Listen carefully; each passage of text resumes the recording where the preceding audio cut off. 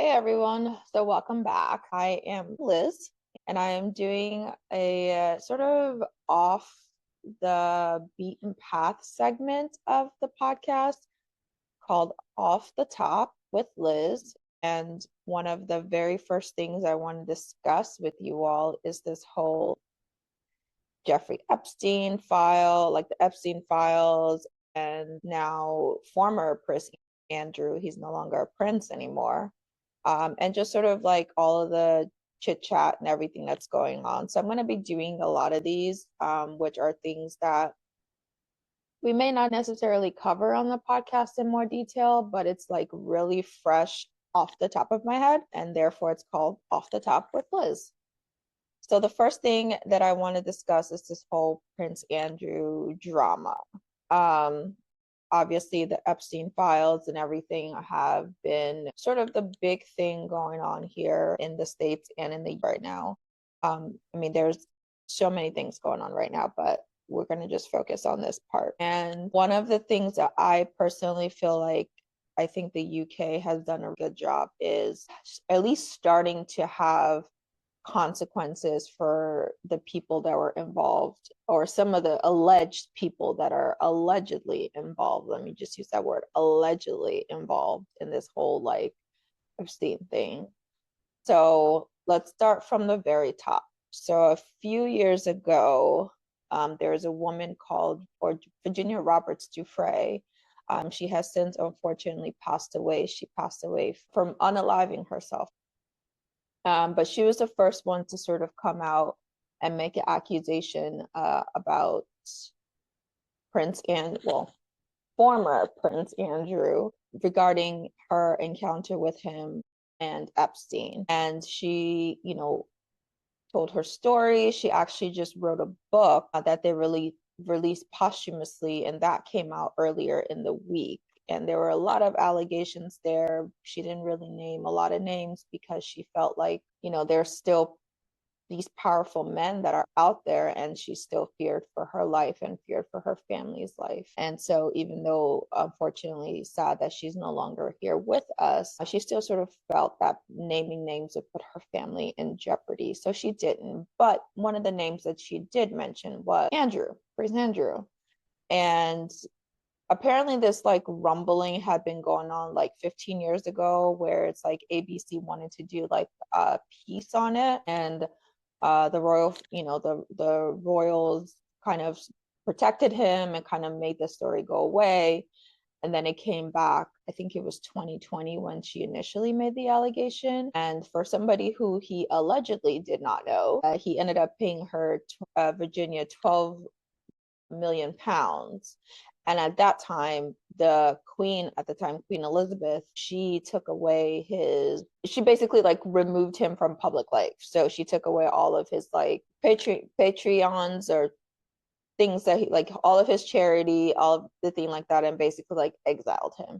And people, pretty much were saying that she didn't do enough, that she was protecting him and all this. And then he did this like hideous interview, like horrendous interview, where you could clearly see that this man had no business doing this interview, and he was clearly lying. So all of that could just kind of made things worse for them. And then now recently her book came out, a bunch of things came out. There were things, and he said in an interview where he said that he had cut communications with Epstein. I think back it was like December or something like that of 20, I want to say 2011. I could be wrong, but then it came out like he was chatting with him, back in like January, February of the following year. Like they were seen together, they were still talking. Things, even though he said that he had no contact with him after Jeffrey Epstein was indicted the first time. I think that was back in 2011. And there are also pictures that came out of Jeffrey Epstein, Harvey Weinstein, and Ghislaine Maxwell on his property, apparently at one of his daughter's 18th birthday. So basically, like, there's things out there that this man clearly had a relationship with a child abuser, and he allegedly could have been one himself, allegedly. So where we are standing now is they have completely, as of yesterday, they have completely stripped him of everything. So he's no longer the Duke of York. He's actually now no longer a prince. So he would just be known as Andrew Mountbatten Windsor. So he's like in his home, this like 30 bedroom royal lodge where he apparently stays with his ex-wife Sarah Ferguson. That is, I think, being taken away from him, so he can no longer live there anymore, even though he has apparently like an ironclad lease until 2078. And this also brought up like more stories, more like scrutiny into, are the UK people paying their taxes to take care of this, to fund this man's lifestyle, even though he is or allegedly has been with, um, you know, a child abuser. His ex-wife apparently now has come out that she was also involved with Epstein as well. So it's craziness, right? And so my thought on this is I think it's look, better late than never, right? I think that the royals have done, like, they're basically trying to distance themselves from Andrew right now because they don't want to sort of rock the boat, and they don't want their cushy lifestyle to be taken away. That's my opinion. And so they're doing everything they can to kind of distance themselves from him and kind of let him go into pasture, and it's like bye-bye, which I think is about time. I feel like as taxpayers in whatever country you live in, right, our money is being used for things that we don't have a say so in, and I'm pretty sure that that's the same thing for the UK folks. And I know that their royals apparently are they like bring in more than their worth, I guess. So they bring tourism, they're good for the country. It's like their value there is, I guess, they're valuable to the country as a whole and to the British people as a whole. But my thing is, why do they have this like autonomy of, we don't know how much they're worth, we don't know how much they spend, they have all of these properties, we don't like the way they are funded and the way their lifestyle is, it's like their government is completely hands off with whatever has to do with them. There's no oversight on how much they're spending, if they're supposed to be spending things like there's so much, I don't want to use corruption, but I mean, if you're in a situation where there's literally no oversight, there is room for corruption, right? So I don't know. I'm just saying. But I think it is time for the British public to start asking questions of, what exactly is going on with these people. Look, I've always been under the impression that I don't believe in this whole, like, just because you happen to be born in the right family makes you better than everyone else. But then I'm not a British citizen as well. So I don't know, right? Like I've been to London quite a few times, and I know they love their royals there. This like a big thing for them. Totally get it. Hey, I was even, impressed. Had my little tea, visited Kensington Palace, did the little tours. It was cool, right? Love the history of it.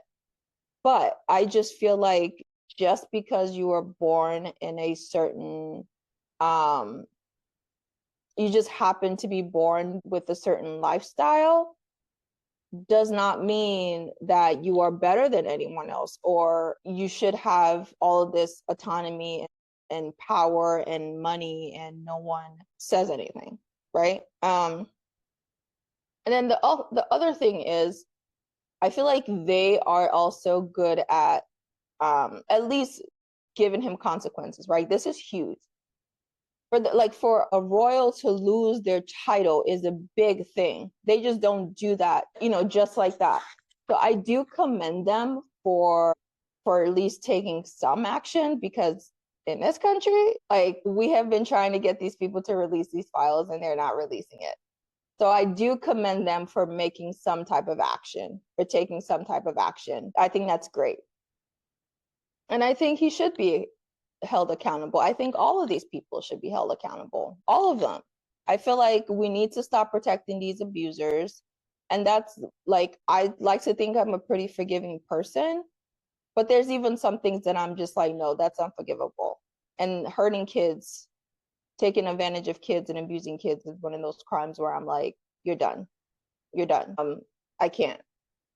So I really do think that we need as a society to let it be known that this is not okay, and it's not okay. And so that's in one way where I do commend them for taking action and being like, hey, you, after you knew that this guy was, you know, a child abuser, you were still hanging out with him, and you may or may have not have participated in this foolishness, in this sickness. So yeah, you should definitely be held accountable. All of these men should be held accountable. But I get it, right? I understand that I'm sure there's like NDAs, there's this safety concern for families. I understand, but I do feel like even in this situation, it's like the women are the one being hurt. Ghislaine is the only one that went to prison for this. What about all of the men that were involved in these situations? They're not in prison. So I don't get it.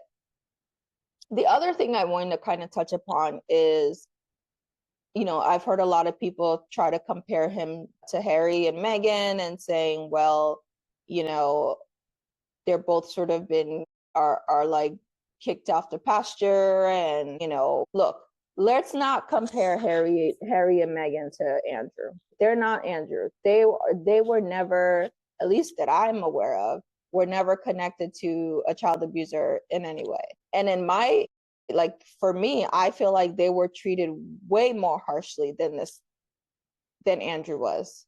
Like, Andrew was protected. I feel like in Harry and Meghan's case, look, I think there's definitely a double standard here, right? Let's be honest. There's a double standard because there are plenty of royals that are half in, half out. They dip their toe in, they do their little royal thing, and then they dip their toe out and they use their royal connections and their royal privileges to make money on the side. All of them do it, okay? Let's be honest.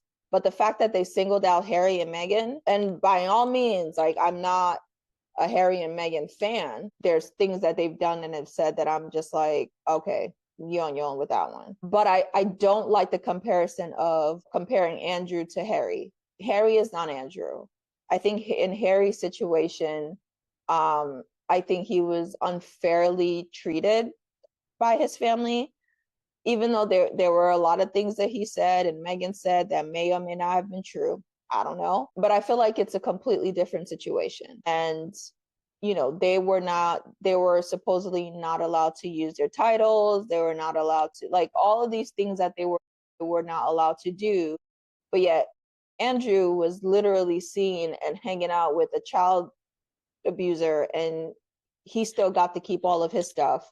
And it's not until now where the public is, making a uproar about this, then they decide to take everything away.